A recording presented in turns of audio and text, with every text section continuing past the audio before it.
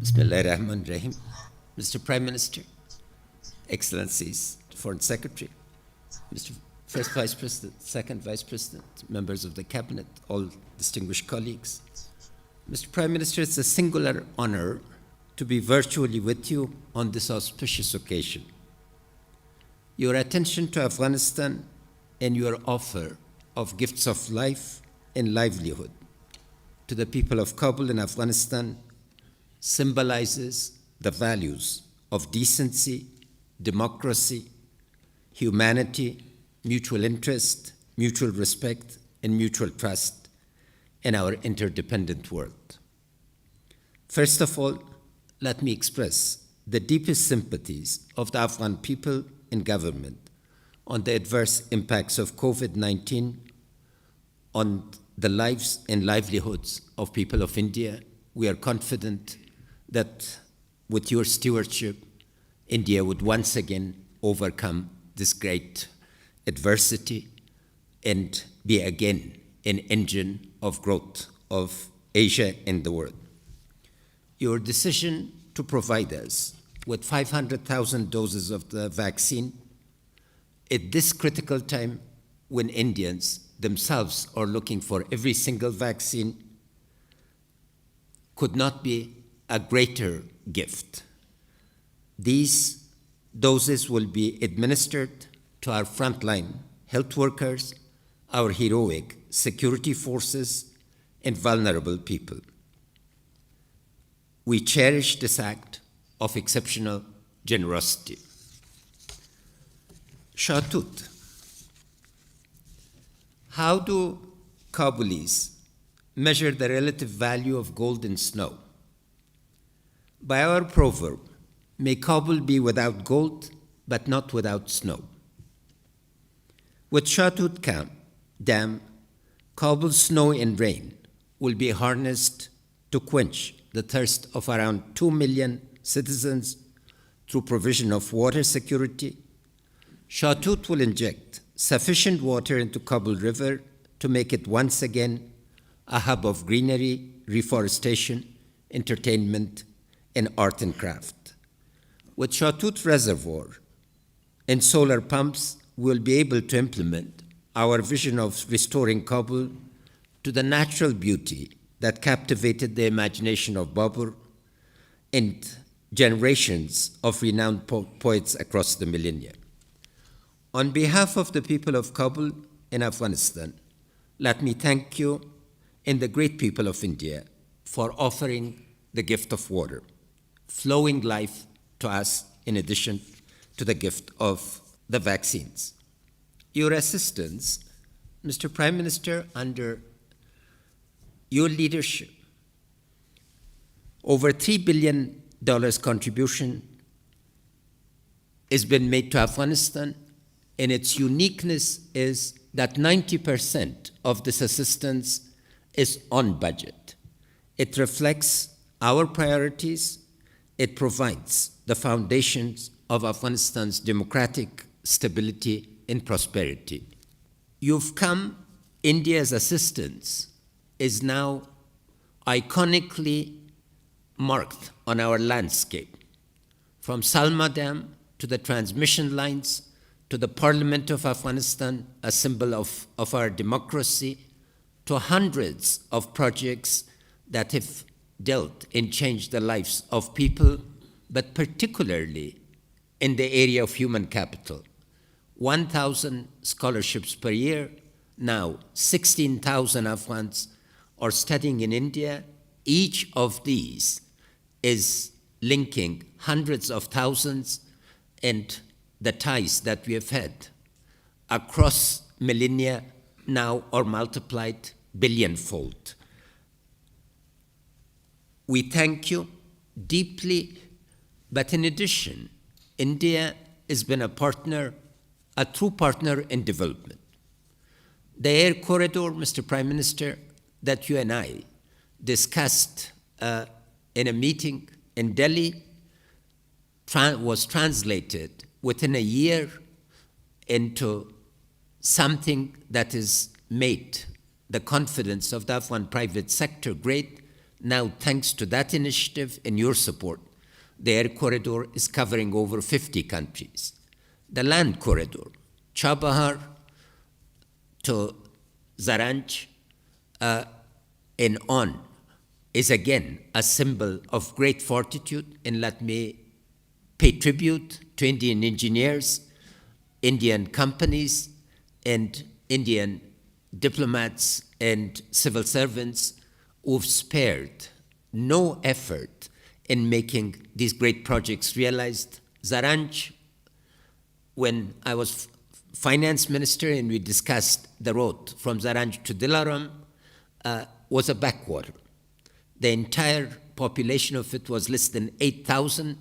Today, it's a thriving city, it's a thriving port, and is going from strength to strength.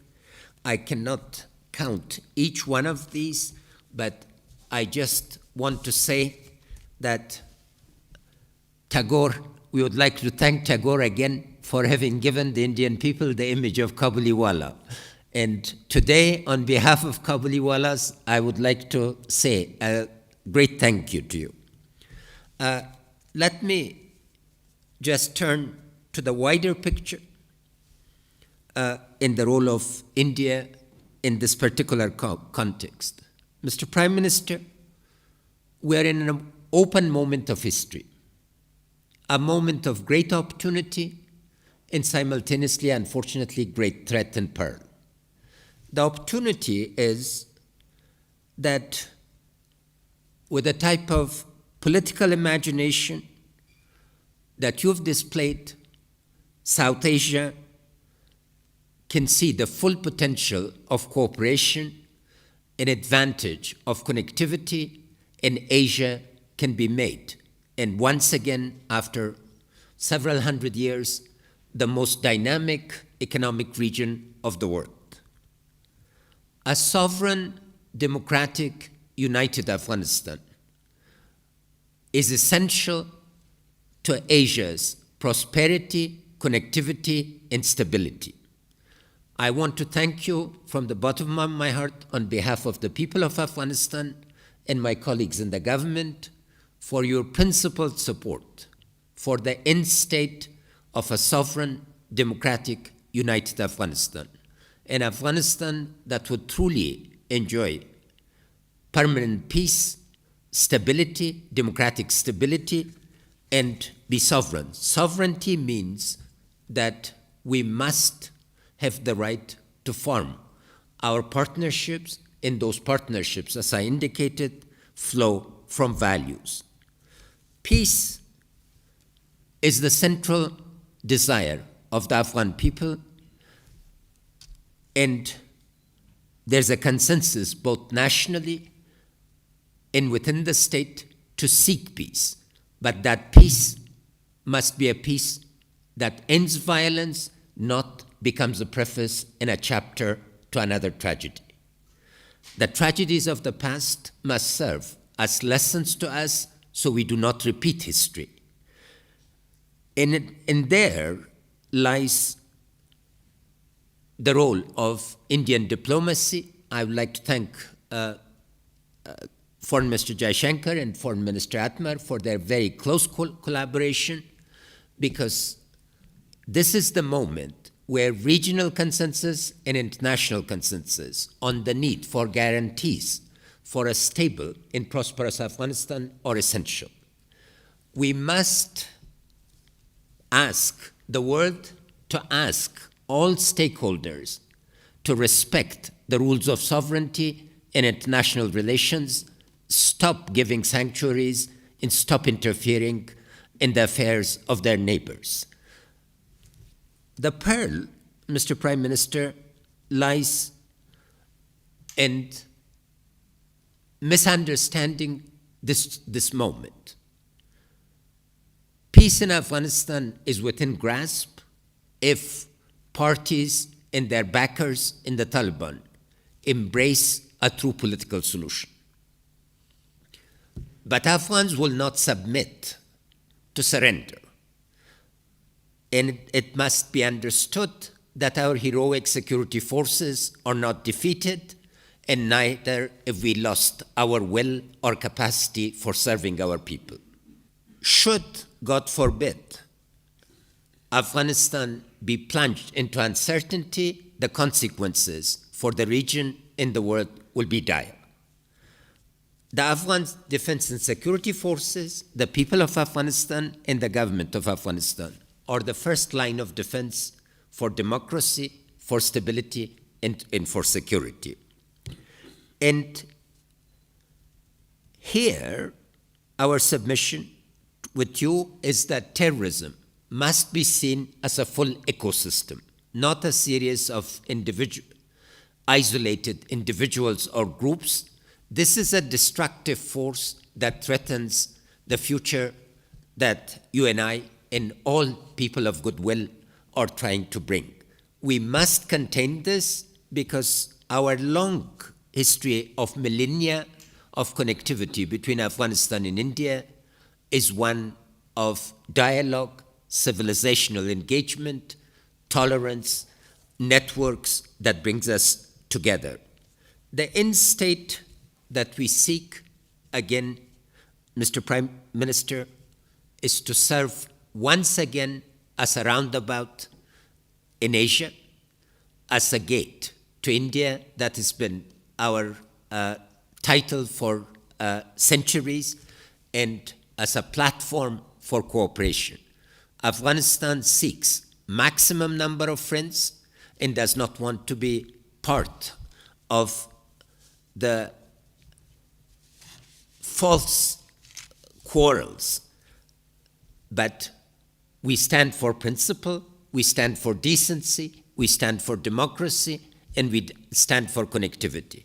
Once again, Mr. Prime Minister, on behalf of the people of Afghanistan, let me say thank you for these two great gifts. Thank you for believing in the future of Afghanistan.